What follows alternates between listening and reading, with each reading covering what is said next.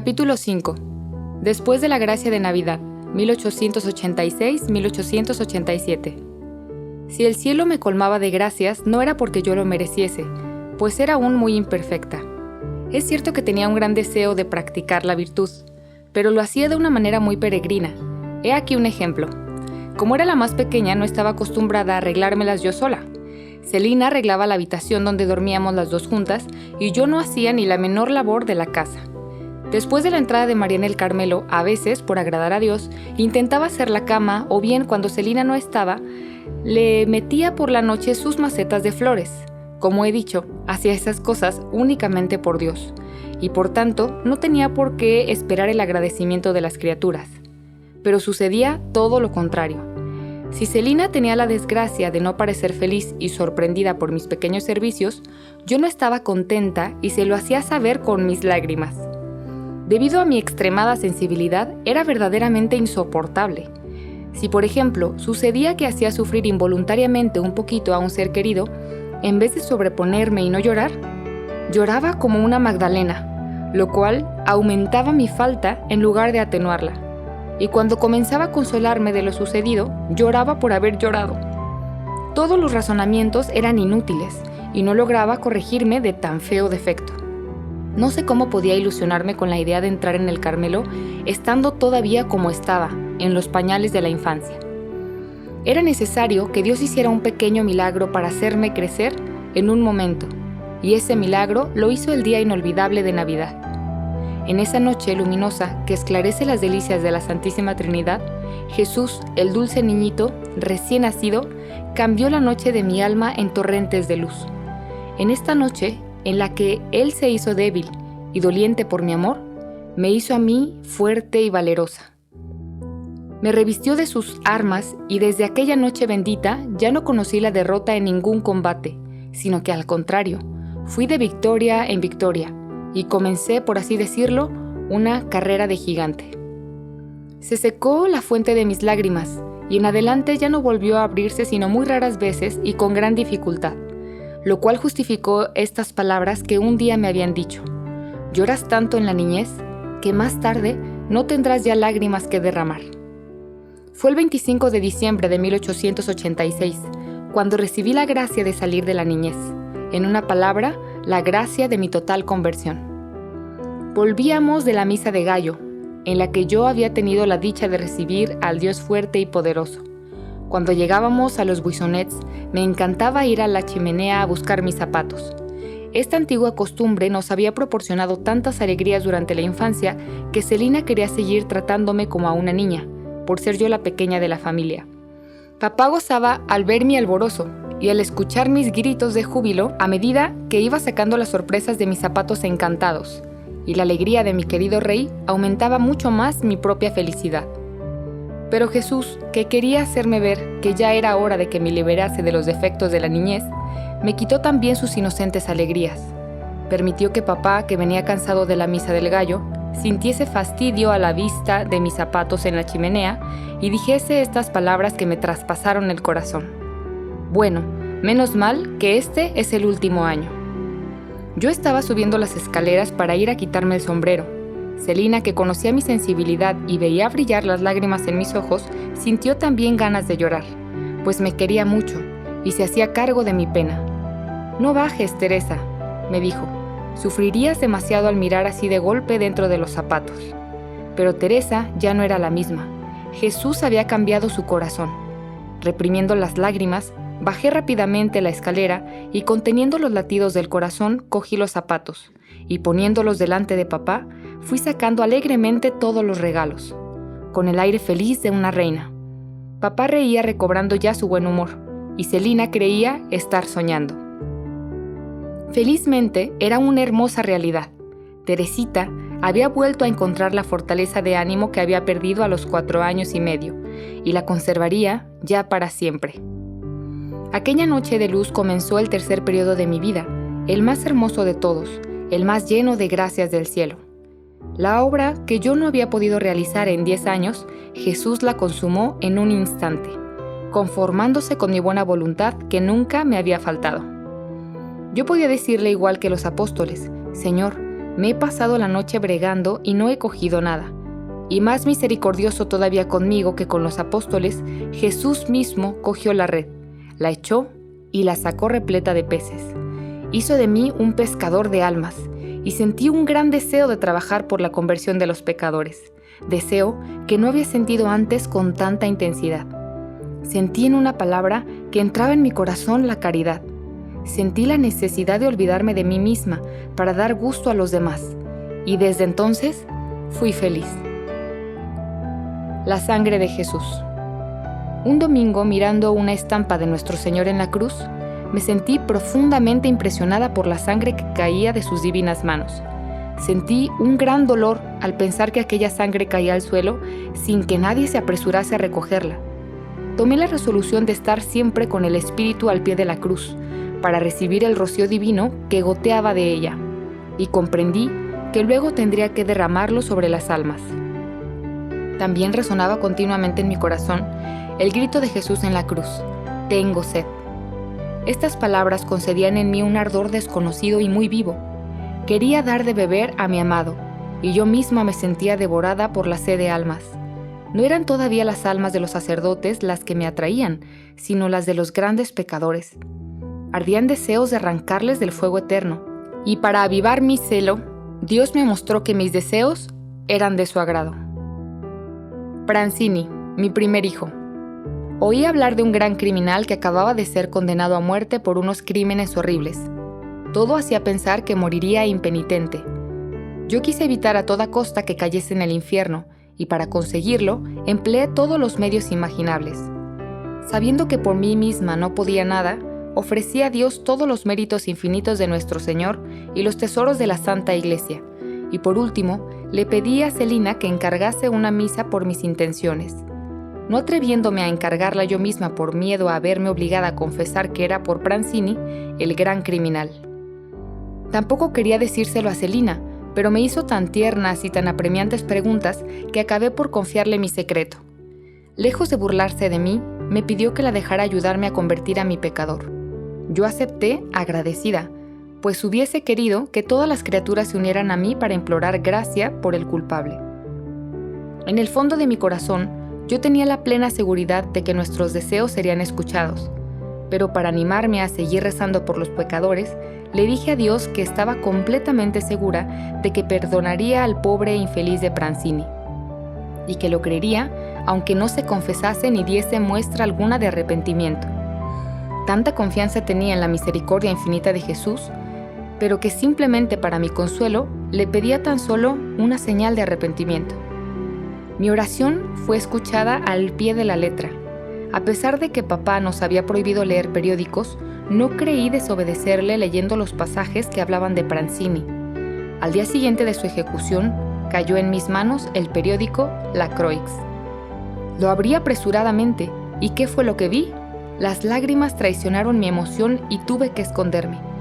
Pranzini no se había confesado, había subido al cadalso y se disponía a meter la cabeza en el lúgubre agujero cuando de repente, tocado por una súbita inspiración, se volvió, cogió el crucifijo que le presentaba el sacerdote y besó por 3 veces sus llagas sagradas.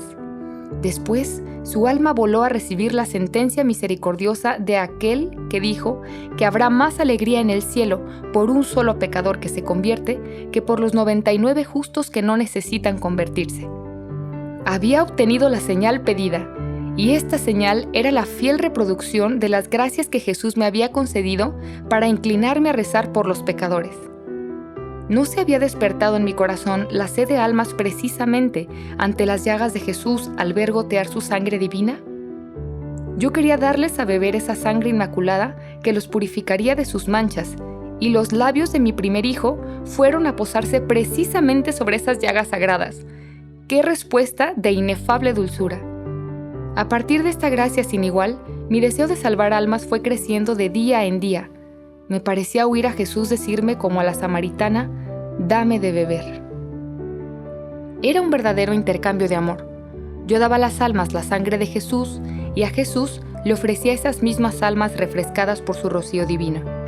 Así me parecía que aplacaba su sed.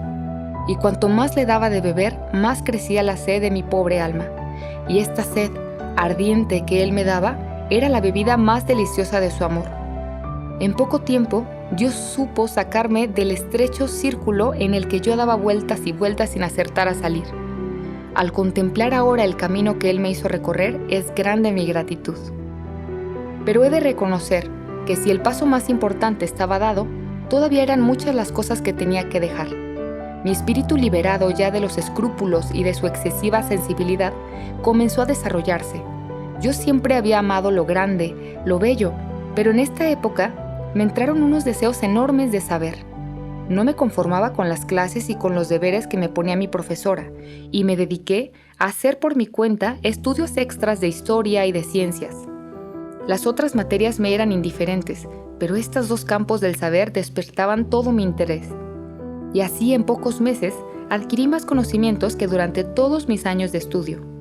Pero eso no era más que vanidad y aflicción de espíritu. Me venía con frecuencia a la memoria el capítulo de la imitación en que se habla de las ciencias. Pero, no obstante, yo encontraba la forma de seguir, diciéndome a mí misma que estando en edad de estudiar, ningún mal había en hacerlo. No creo haber ofendido a Dios, aunque reconozco que perdí inútilmente el tiempo, pues solo le dedicaba un número limitado de horas que no quería rebasar a fin de mortificar mi deseo exacerbado de saber. Estaba en la edad más peligrosa para las chicas, pero Dios hizo conmigo lo que cuenta Ezequiel en sus profecías. Al pasar junto a mí, Jesús vio que yo estaba ya en la edad del amor. Hizo alianza conmigo y fui suya. Extendió su manto sobre mí, me lavó con perfumes preciosos, me vistió de bordados y me adornó con collares y con joyas sin precio. Me alimentó con flor de harina, miel y aceite en abundancia. Me hice cada vez más hermosa a sus ojos y llegué a ser como una reina. La imitación y Arminjón. Desde hacía mucho tiempo yo me venía alimentando con la flor de harina, contenida en la imitación. Este era el único libro que me ayudaba, pues no había descubierto todavía los tesoros escondidos en el Evangelio. Me sabía de memoria casi todos los capítulos de mi querida imitación, y ese librito no me abandonaba nunca. En verano lo llevaba en el bolsillo y en invierno en el manguito. Era ya una costumbre. En casa de mi tía se divertían mucho a costa de esto y abriéndolo al azar me hacían recitar el capítulo que tenía ante los ojos. A mis 14 años, con mis deseos de saber, Dios pensó que era necesario añadir a la flor de harina miel y aceite en abundancia. Esa miel y ese aceite me los hizo encontrar en las charlas del señor Abate Arminjón, sobre el fin del mundo presente y los misterios de la vida futura.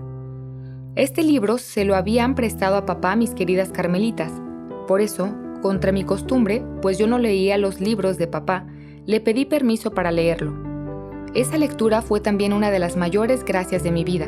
La hice asomada a la ventana de mi cuarto de estudio y la impresión que me produjo es demasiado íntima y demasiado dulce para poder contarla. Todas las grandes verdades de la religión y los misterios de la eternidad sumergían mi alma en una felicidad que no era de esta tierra. Vislumbraba ya lo que Dios tiene reservado para los que le aman, pero no con los ojos del cuerpo, sino con los del corazón. Y viendo que las recompensas eternas no guardaban la menor proporción con los insignificantes sacrificios de la vida, quería amar apasionadamente a Jesús y darle 1000 muestras de amor mientras pudiese.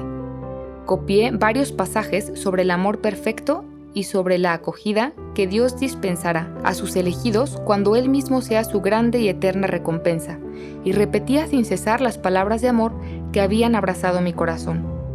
Celina se había convertido en la confidente íntima de mis pensamientos. Desde la noche de Navidad ya podíamos comprendernos, la diferencia ya no existía, pues yo había crecido en estatura y sobre todo en gracia. Anteriormente, esta época yo me quejaba con frecuencia de no conocer los secretos de Celina.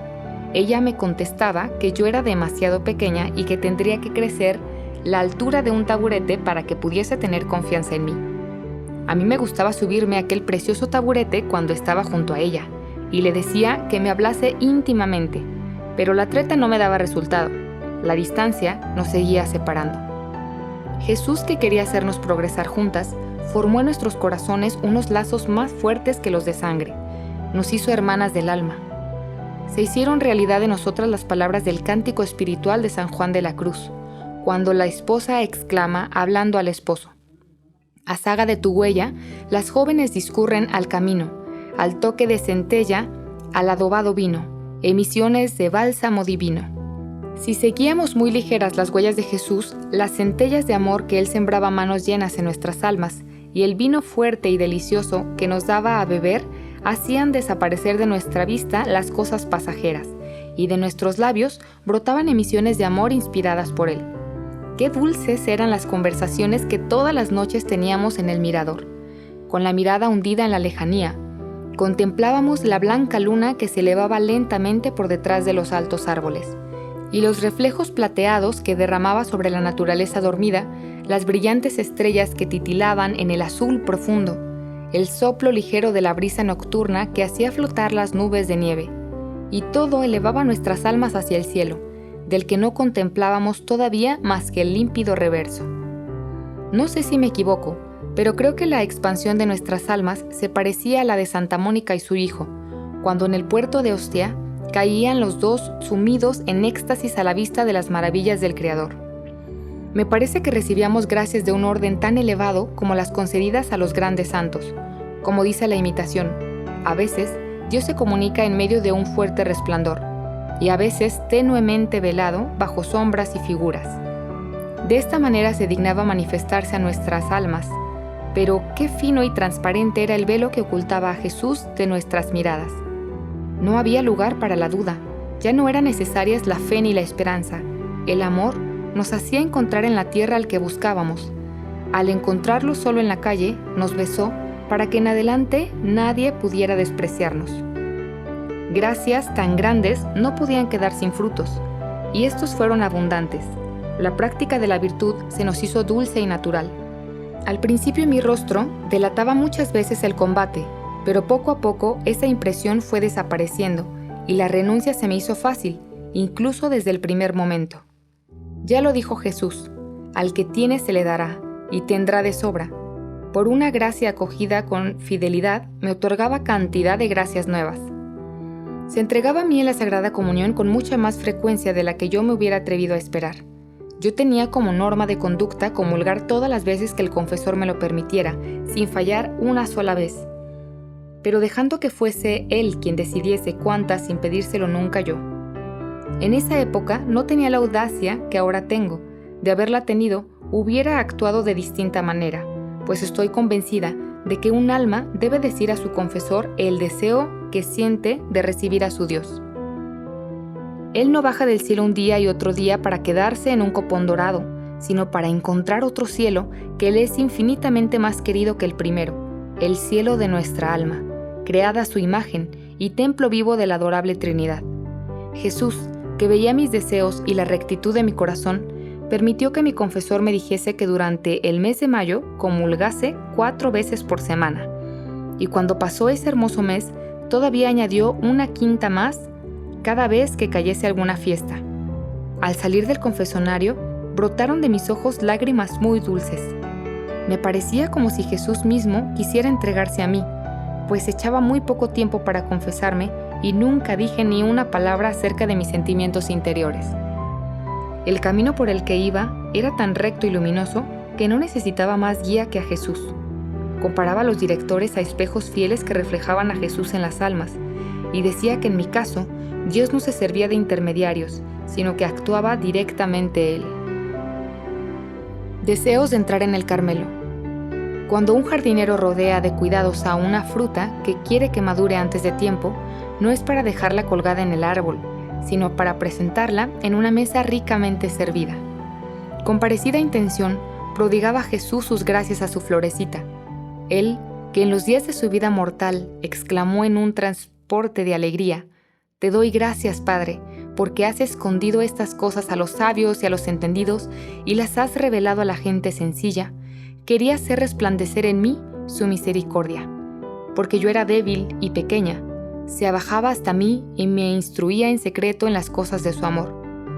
Si los sabios que se pasan la vida estudiando hubiesen venido a preguntarme, se hubieran quedado asombrados al ver a una niña de 14 años comprender los secretos de la perfección. Unos secretos que toda su ciencia no puede descubrirles a ellos porque para poseerlos es necesario ser pobres de espíritu.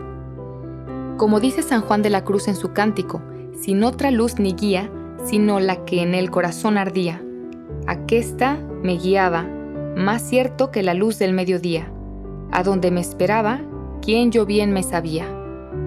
Ese lugar era el Carmelo, pero antes de sentarme a la sombra de aquel a quien deseaba, tenía que pasar por muchas pruebas.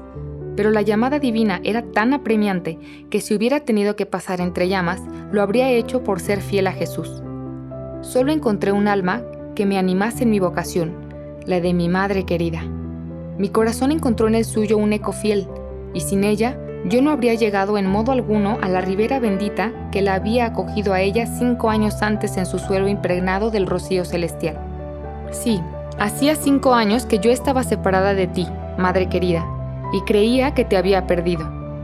Pero en el momento de la prueba fue tu mano la que me indicó el camino que debía seguir. Necesitaba ese consuelo, pues las visitas al locutorio del Carmelo me resultaban cada vez más penosas. No podía hablar de mis deseos de entrar sin verme rechazada. María pensaba que era demasiado joven y hacía todo lo posible por impedirme entrar. Y tú misma, madre, a fin de probarme, tratabas a veces de moderar mi entusiasmo. En fin, que si no hubiese tenido verdadera vocación, me hubiera vuelto atrás desde el primer momento, pues en cuanto empecé a responder a la llamada de Jesús, me encontré con obstáculos. No quise hablarle a Celina de mis deseos de entrar tan joven en el Carmelo, y eso aumentó mi sufrimiento, pues me resultaba muy difícil ocultarle nada. Pero este sufrimiento no duró mucho, pues pronto mi hermanita querida se enteró de mi determinación, y lejos de intentar disuadirme, aceptó con un valor admirable el sacrificio que Dios le pedía. Para entender cuán grande era ese sacrificio, habría que saber hasta qué punto estábamos unidas. Una misma alma, por así decirlo, nos hacía vivir. Desde hacía algunos meses disfrutábamos juntas de la vida más dulce que unas jóvenes puedan soñar. Todo alrededor de nosotras respondía a nuestros gustos. Teníamos una gran libertad. En una palabra, yo solía decir que nuestra vida era en la tierra el ideal de la felicidad. Pero apenas habíamos comenzado a saborear este ideal de la felicidad, tuvimos que renunciar libremente a él, y mi querida Celina no se rebeló ni por un instante. Sin embargo, podría haberse quejado, ya que Jesús no la llamaba a ella la primera. Tenía la misma vocación que yo, por lo cual le tocaba a ella partir antes. Pero así como, en tiempos de los mártires, los que quedaban en la cárcel daban gozosos el beso de paz a sus hermanos que partían primero para combatir en la arena y se consolaban pensando que tal vez a ellos se les reservaba para combates todavía mayores, igualmente Celina dejó alejarse a su Teresa y se quedó sola para el glorioso y sangriento combate al que Jesús la tenía destinada como privilegiada de su amor. Celina, pues, se convirtió en confidente de mis luchas y de mis sufrimientos, y tomó en ellos tanta parte como si se hubiera tratado de su propia vocación. De parte de ella no temía yo ninguna oposición. Confidencia a mi padre. Lo que no sabía era qué medio emplear para decírselo a papá. ¿Cómo hablarle de separarse de su reina, a él que acababa de sacrificar a sus 3 hijas mayores? ¿Cuántas luchas interiores no tuve que sufrir antes de sentirme con ánimos para hablar? Sin embargo, tenía que decidirme. Yo iba a cumplir 14 años y medio y solo 6 meses nos separaban de la hermosa noche de Navidad, en que había decidido ingresar a la misma hora en que el año anterior había recibido mi gracia. Escogí el día de Pentecostés para hacerle a papá mi gran confidencia. Todo el día estuve suplicando a los santos apóstoles que intercedieran por mí y que me inspiraran ellos las palabras que habría de decir. No eran ellos, en efecto, quienes tenían que ayudar a aquella niña tímida que Dios tenía destinada a ser apóstol de apóstoles por medio de la oración y el sacrificio. Hasta por la tarde, al volver de vísperas, no encontré la ocasión de hablar a mi papaíto querido. Había ido a sentarse al borde del aljibe y desde allí, con las manos juntas, contemplaba las maravillas de la naturaleza. El sol, cuyos rayos habían perdido ya su ardor, doraban las copas de los altos árboles, en los que los pajarillos cantaban alegre su oración de la tarde. El hermoso rostro de papá tenía una expresión celestial. Comprendí que la paz inundaba su corazón. Sin decir una sola palabra, fui a sentarme a su lado. con los ojos bañados ya en lágrimas. Me miró con ternura y cogiendo mi cabeza, la apoyó en su pecho diciéndome: «¿Qué te pasa, reinecita? Cuéntamelo». Luego, levantándose, como para disimular su propia emoción, echó a andar lentamente, manteniendo mi cabeza apoyada en su pecho. A través de las lágrimas le confié mi deseo de entrar en el Carmelo, y entonces sus lágrimas se mezclaron con las mías. Pero no dijo ni una palabra para hacerme desistir de mi vocación. Simplemente se contentó con hacerme notar que yo era todavía muy joven para tomar una decisión tan grave.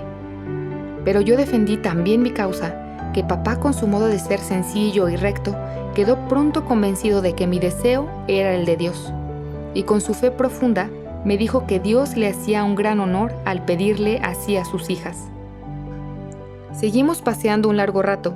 Mi corazón, confortado por la bondad con que aquel Padre incomparable había acogido mis confidencias, se volcó dulcemente en el suyo. Papá parecía gozar de esa alegría serena que da el sacrificio consumado. Me habló como un santo y me gustaría acordarme de sus palabras para transcribirlas aquí, pero solo conservo de ellas un recuerdo demasiado perfumado para poderlo expresar. De lo que sí me acuerdo perfectamente es de la acción simbólica que mi querido rey realizó sin saberlo.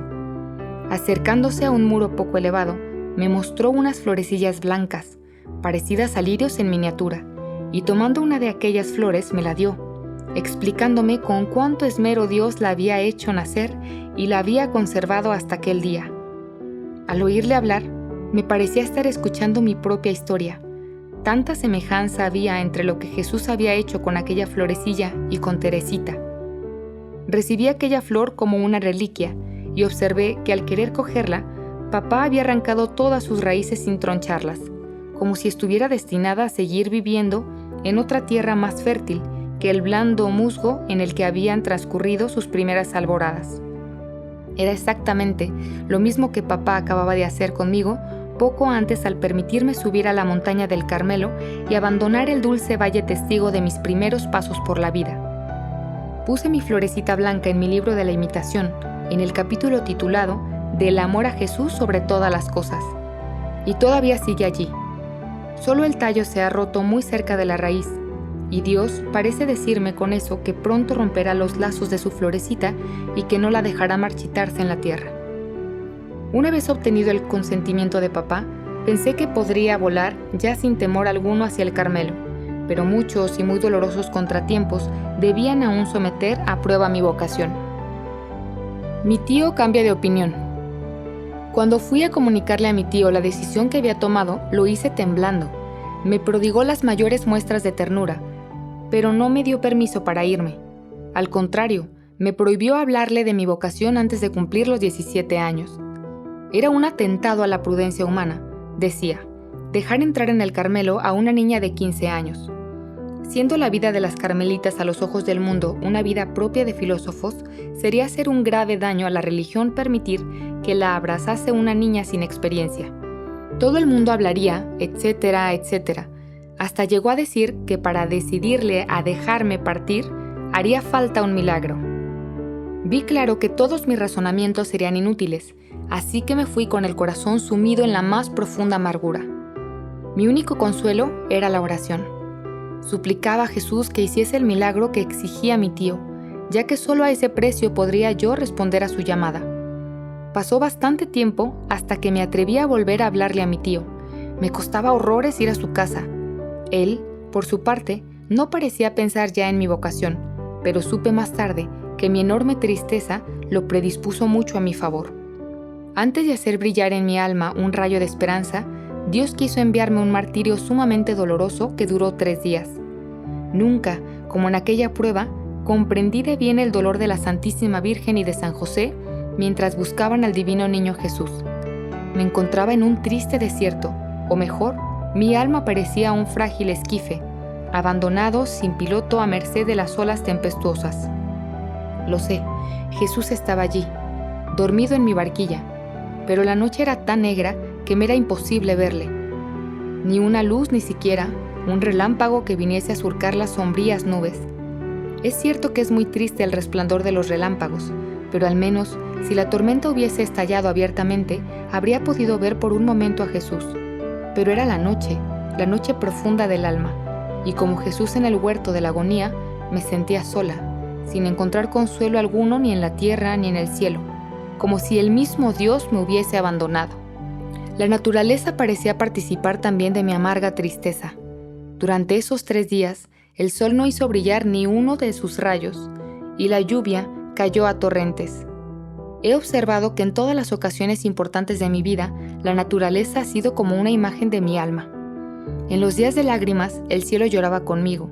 En los días de alegría, el cielo enviaba con profusión sus alegres rayos y ni una sola nube oscurecía el cielo azul. Por fin, al 4.º día, que era sábado, día dedicado a la dulce reina del cielo, fui a ver a mi tío. ¿Y cuál no sería mi sorpresa al ver que me miraba y que me hacía entrar en su despacho sin que yo le hubiese manifestado deseo alguno de hacerlo? Empezó dirigiéndome tiernos reproches por portarme con él como si le tuviera miedo, y luego me dijo que no hacía falta pedir un milagro, que él solo había pedido a Dios que le diera una simple inclinación del corazón, y que había sido escuchado. Ya no sentí la tentación de pedir un milagro, pues para mí el milagro ya estaba concedido. Mi tío no era el mismo. Sin hacer la menor alusión a la prudencia humana, me dijo que yo era una florecita que Dios quería cortar, y que él no seguiría oponiéndose a ello. Esta respuesta definitiva era realmente digna de él. Por 3.ª vez, este cristiano de otros tiempos permitía que una de sus hijas, adoptivas de su corazón, fuera a sepultarse lejos del mundo. También mi tía fue admirable por su ternura y su prudencia. No recuerdo que durante el tiempo de mi prueba me haya dicho una sola palabra que pudiera aumentarla. Yo veía que le daba mucha pena a su pobre Teresita. Por eso, cuando obtuve el consentimiento de mi tío, también ella me dio el suyo, aunque no sin hacerme ver de 1000 maneras que mi partida le iba a costar mucho. Ay, qué lejos estaban nuestros queridos parientes de sospechar entonces que tendrían que renovar otras 2 veces ese mismo sacrificio. Pero Dios, al tender la mano para seguir pidiendo, no la presentó vacía. Sus amigos más queridos pudieron beber en ella, y con abundancia la fuerza y el valor que tanto necesitaban. Pero mi corazón me ha llevado muy lejos del tema. Vuelvo a él casi a disgusto. Después de la respuesta de mi tío, ya comprenderás, madre mía, con qué alegría emprendí el camino de regreso a los Buissonets. Bajo un hermoso cielo en el que las nubes se habían disipado por completo. También en mi alma había cesado la noche. Jesús despertándose me había devuelto la alegría. El ruido de las olas se había calmado. En lugar del viento de la prueba, henchía mi vela una brisa ligera, y yo creía que pronto llegaría a la ribera bendita que ya divisaba muy cerca de mí.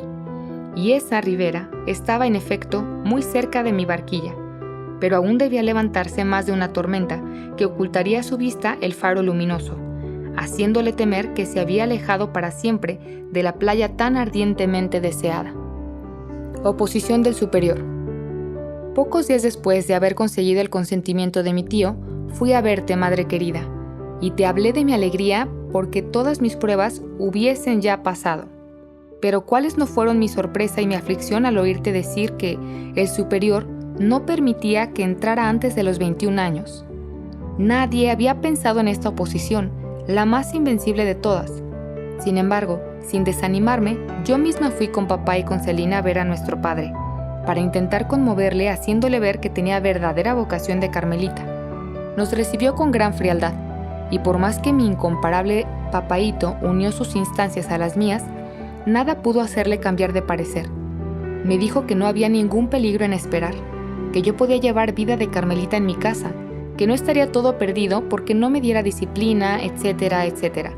Por último, añadió que él no era más que el delegado de Monseñor, y que si éste quería permitirme entrar en el Carmelo, él no tendría nada que decir. Salí de la rectoral hecha un mar de lágrimas. Gracias a Dios, estaba escondida bajo el paraguas, pues la lluvia caía torrencialmente. Papá no sabía cómo consolarme.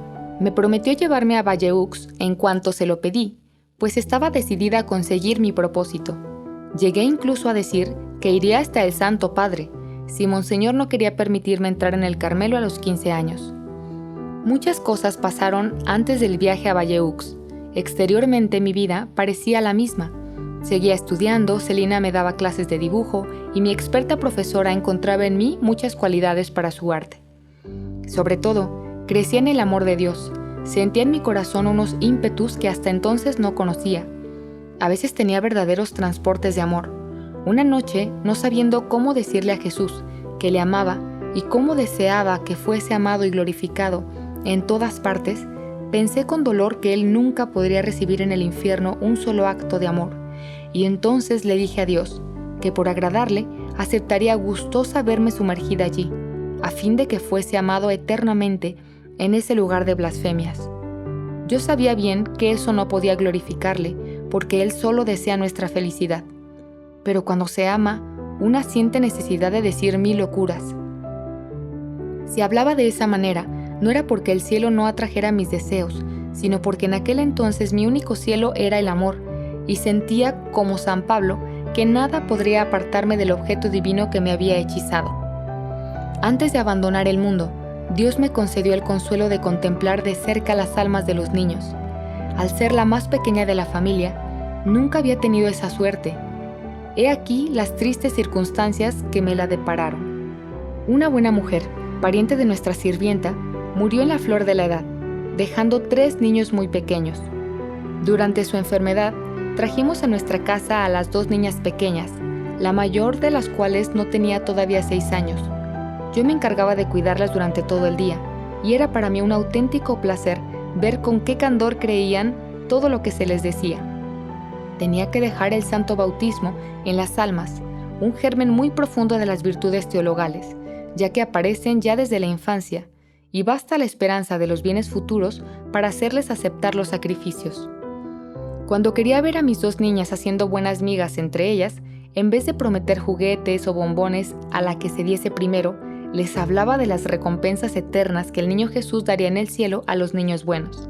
La mayor, cuya razón empezaba ya a despertarse, me miraba con ojos resplandecientes de alegría, me hacía 1000 preguntas encantadoras sobre el niño Jesús y su hermoso cielo, y me prometía entusiasmada ceder siempre ante su hermana, y me decía que jamás en la vida olvidaría lo que la gran señorita, como ella me llamaba, le había enseñado.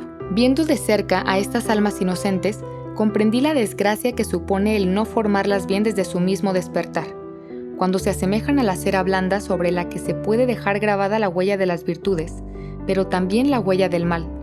Comprendí lo que dice Jesús en el Evangelio: mejor sería ser arrojado al mar que escandalizar a uno solo de estos pequeños. ¿Cuántas almas llegarían a la santidad si fuesen bien dirigidas? Sé muy bien que Dios no tiene necesidad de nadie para realizar su obra, pero así como permite a un hábil jardinero cultivar plantas delicadas y le da para ello los conocimientos necesarios, reservándose para sí la misión de fecundarlas, de la misma manera quiere Jesús ser ayudado en su divino cultivo de las almas. ¿Qué ocurriría si un jardinero desmañado no injertase bien los árboles?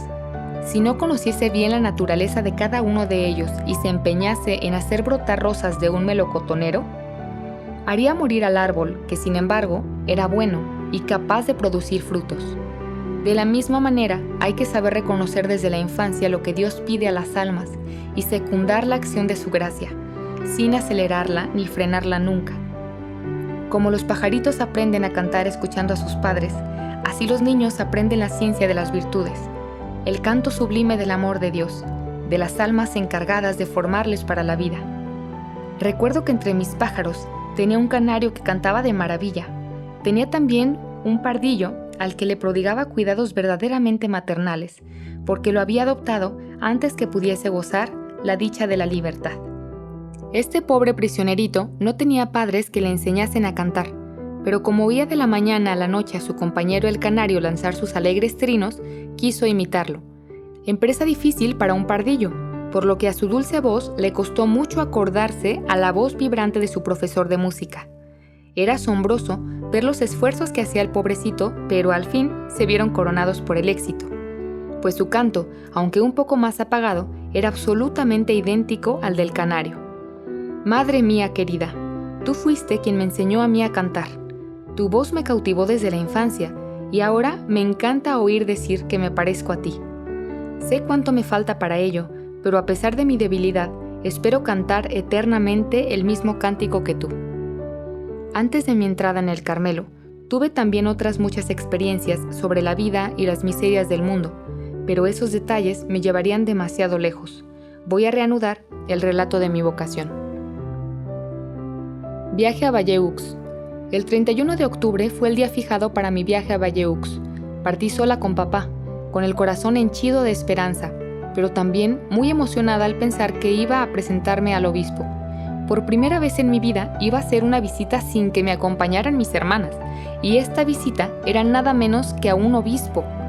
Yo, que nunca hablaba, a no ser para contestar a las preguntas que me hacían, tenía que explicar por mí misma el motivo de mi visita y exponer las razones que me movían a solicitar la entrada en el Carmelo. En una palabra, iba a tener que demostrar la solidez de mi vocación. ¿Cuánto me costó hacer ese viaje? Tuvo que concederme Dios una gracia muy especial para que pudiera vencer mi gran timidez. Aunque también es verdad que para el amor nada hay imposible, porque todo lo cree posible y permitido.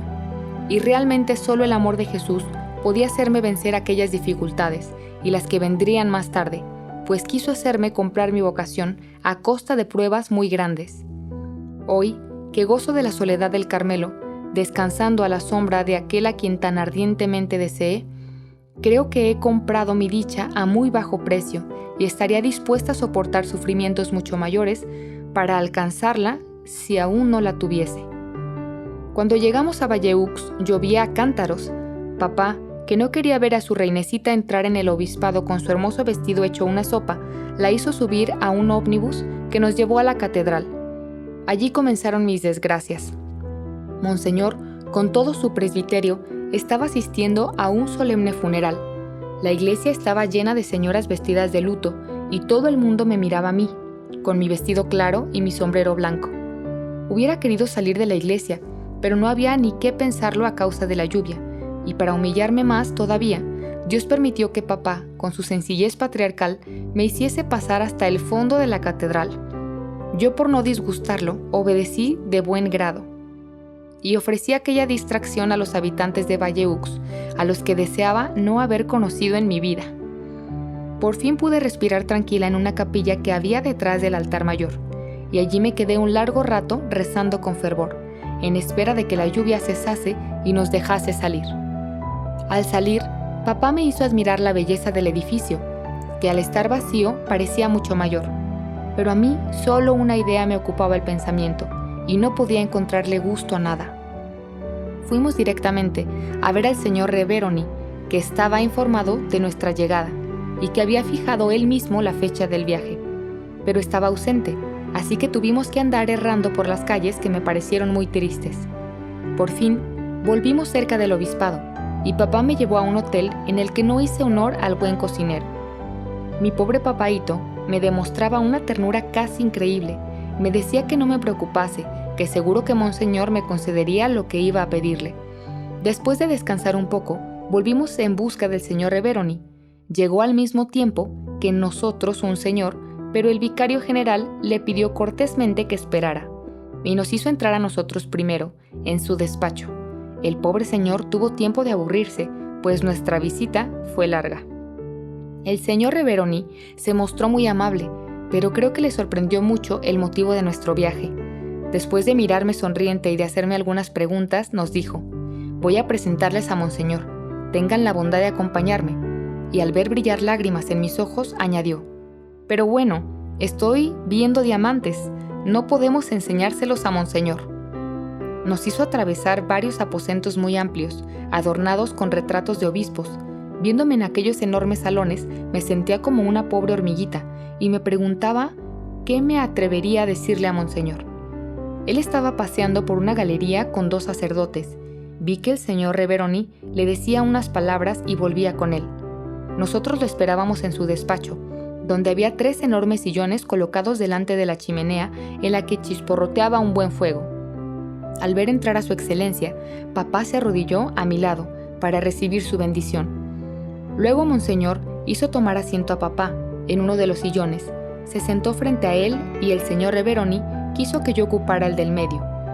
Rehusé cortésmente, pero él insistió, diciéndome que tenía que demostrar si era capaz de obedecer.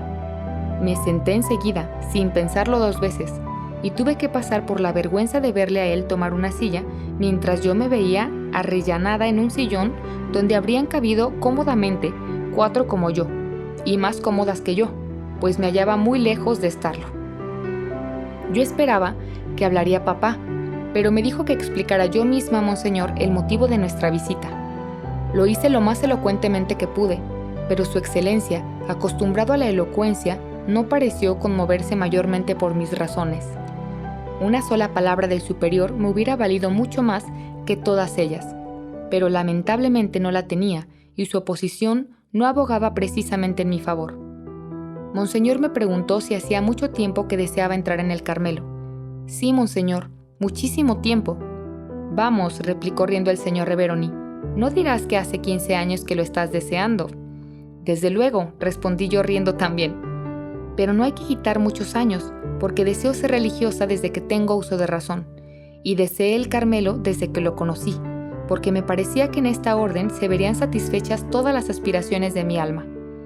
No sé, madre querida, si fueron estas exactamente mis palabras, creo que lo dije todavía peor, pero bueno, ese fue el sentido. Monseñor, creyendo agradar a papá, intentó hacer que me quedara con él algunos años más. Por eso, no fue poca su sorpresa y su edificación al verlo ponerse de mi parte e interceder para que me concediera permiso para volar a los 15 años. Sin embargo, todo fue inútil.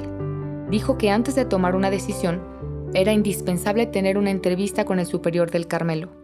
Nada podía yo escuchar que me causase una pena mayor, pues conocía la abierta oposición de nuestro padre.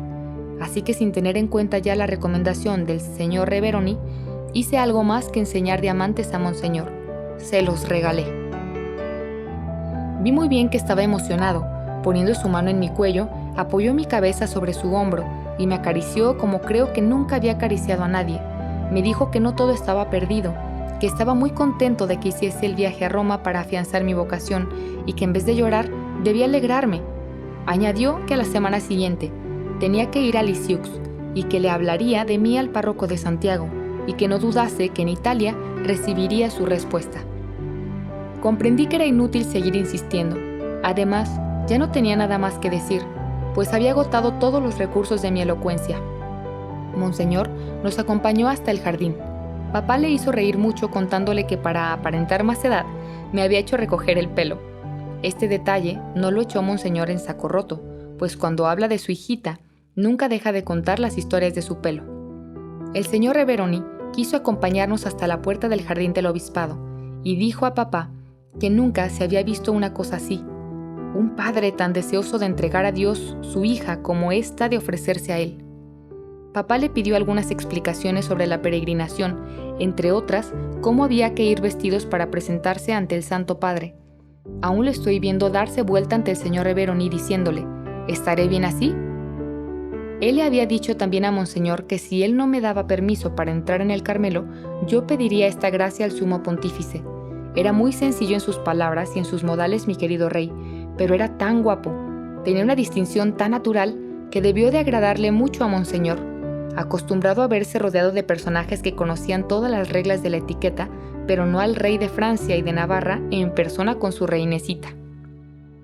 Cuando llegué a la calle, volvieron a correr las lágrimas, pero no tanto a causa de mi disgusto, cuanto por ver que mi papaíto querido acababa de hacer un viaje inútil. Él, que saboreaba ya por adelantado la alegría de enviar un telegrama al Carmelo, anunciando la feliz respuesta de Monseñor, se veía obligado a volver sin respuesta de ninguna clase. ¡Qué disgusto tan grande tenía yo! Me parecía que mi futuro estaba roto para siempre. Cuanto más me acercaba a la meta, más veía embrollarse mis asuntos. Mi alma estaba hundida en la amargura, pero también en la paz, pues lo único que buscaba era la voluntad de Dios. En cuanto llegamos a Lisieux, fui a buscar consuelo en el Carmelo, y lo encontré a tu lado, madre querida. No, nunca olvidaré todo lo que tú sufriste por mi causa. Si no temiera profanarlas sirviéndome de ellas, podría repetir las palabras de Jesús que dirigió a los apóstoles la noche de su pasión. Tú has permanecido siempre conmigo en mis pruebas. También mis queridísimas hermanas me ofrecieron muy dulces consuelos.